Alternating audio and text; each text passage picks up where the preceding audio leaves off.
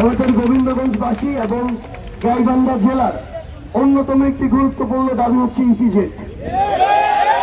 একটা ইপিজেড একটা উপজেলার মানুষের ভাগ্য পরিবর্তন করে দিতে পারে, একটা জেলার ভাগ্য পরিবর্তন করতে পারে, একটা জেলার আশেপাশে জেলার মানুষের ভাগ্য পরিবর্তন করতে পারে। আমরা আপনাদেরকে একটা জিনিস বলি, এই ইপিজেড হওয়ার জন্য সরকারের যেমন ভূমিকা রয়েছে তেমনি স্থানীয় রাজনীতিবিদদের গুরুত্বপূর্ণ ভূমিকা পালন করতে হবে।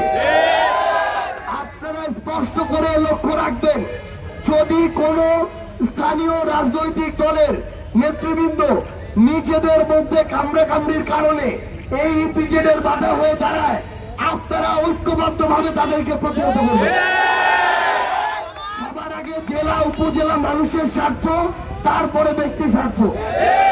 আমরা বিশ্বাস করি, আমরা যদি সবাই একসাথে একটি জেলা এবং ওই জেলার মানুষের স্বার্থকে সবার আগে প্রাধান্য দিয়ে কাজ করি, তাহলে গোবিন্দগঞ্জ এগিয়ে যাবে, গাইবান্ধা এগিয়ে যাবে। আমরা জাতীয় নাগরিক পার্টি এনসিপি গাইবান্ধার গণমানুষের প্রাণের দাবির কণ্ঠস্বর হিসেবে কাজ করব। সবাইকে অসংখ্য ধন্যবাদ। ইনকিলাব জিন্দাবাদ, জাতীয় নাগরিক পার্টি এনসিপি জিন্দাবাদ।